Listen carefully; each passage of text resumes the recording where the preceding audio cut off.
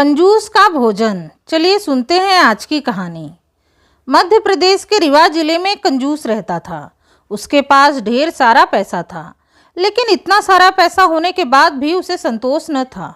वह दिन रात पैसे कमाने के नए नए तरीकों के बारे में सोचता रहता था, जिससे उसके पास और भी पैसे हो जाएं। उसका नाम सेठ मुनिराज था। उसकी दशा को उसके सभी दोस्त अच्छे से जानते थे। इसीलिए मुनिराज के एक दोस्त ने मुनिराज को एक बार सलाह दी कि तुम काशी के करोड़ी राम के पास जाओ। उनके पास धन कमाने के बहुत सारे उपाय हैं। जब तुम उनके पास जाओगे तो वो तुम्हें अधिक धन कमाने की तरकीब अवश्य बताएंगे। अपने दोस्त की सलाह मानकर कंजूस मुनिराज काशी की ओर चल पड़ा, ताकि वो करोड़ी राम से मिलकर अधिक धन कमाने के उपाय जान सके।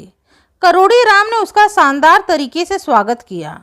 मुनिराज ने करोड़ी राम से कहा, सेठ जी, मैं आपसे कुछ सलाह लेने आया हूँ। करोड़ी राम ने कहा, पहले खाना तो खा लीजिए। आप काफ़ी दूर से यहाँ मेरे पास आए हैं। निश्चित ही आप थके और भूखे होंगे। पहले आप भोजन कर लीजिए, फिर बात करेंगे।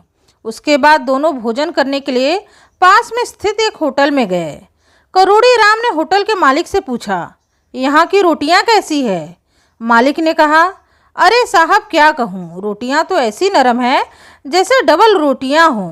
होटल के मालिक की बात सुनकर करोड़ी राम ने मुनिराज से कहा, चलो मुनिराज, यहाँ से चले। जब यहाँ की रोटियां डबल रोटी जैसी ही है तो क्यों न हम इसके बदले में डबल रोटी ही खाएं। दोनों चल पड़े। आगे चलकर वे एक डबल रोटी वाले के पास पहुँचे। तब करोड़ी राम ने डबल रोटी वाले से पूछा, भाई, डबल रोटी कैसी है तुम्हारे दुकान की? डबल रोटी वाले ने कहा, सेठ जी, हमारे यहाँ ताज़ी डबल रोटी ही मिलेगी, और ताज़ी भी ऐसी जैसे बिस्कुट हो। उसकी बात सुनकर करोड़ी राम ने मुनिराज से कहा, चलिए मुनिराज जी, बिस्कुट जैसी डबल रोटी खाने से अच्छा तो बिस्कुट ही खाएं।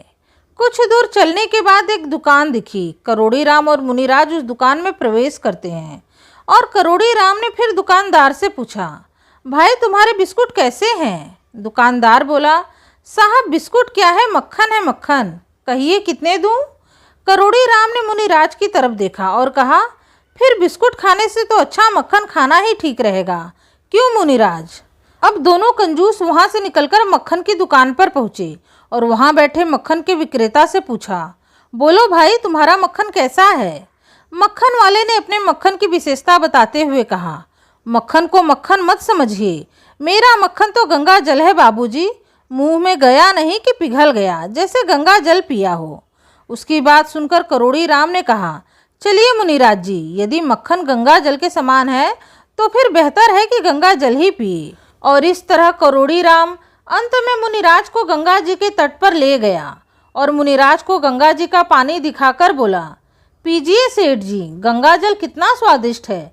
इसमें एक साथ मक्खन, बिस्कुट, डबल रोटी और रोटी का स्वाद मिल जाता है। फिर पूछा, हाँ तो सेठ जी, आप मुझसे कौन सी सलाह लेना चाहते थे, कहिए। मुनिराज ने गंगा जल पीकर चारों तरह का स्वाद पा लिया था। वो बोला, सलाह तो मिल चुकी है करोड़ी राम जी, आपका धन्यवाद। तब सेठ करोड़ी राम ने हंसकर कहा, तो फिर चलिए मुनिराज जी, ठंडा गंगा जल अधिक पिएंगे तो सर्दी लग जाएगी और फिर डॉक्टरों को बेवजह बिल भरना पड़ेगा। फिर इस जल में 4 स्वाद भी शामिल है, ज़्यादा पीने से कहीं अपचन न हो जाए। फिर दोनों कंजूस एक दूसरे से विदा होकर अपने अपने घर को लौट गए। दोस्तों, अगर आपको ये छोटी सी कहानी पसंद आई है तो प्लीज़ इस वीडियो को लाइक करके मेरे चैनल को सब्सक्राइब जरूर करें। आपसे मिलूंगी अपने अगले वीडियो में एक नई कथा कहानी के साथ। तब तक के लिए राधे राधे, धन्यवाद।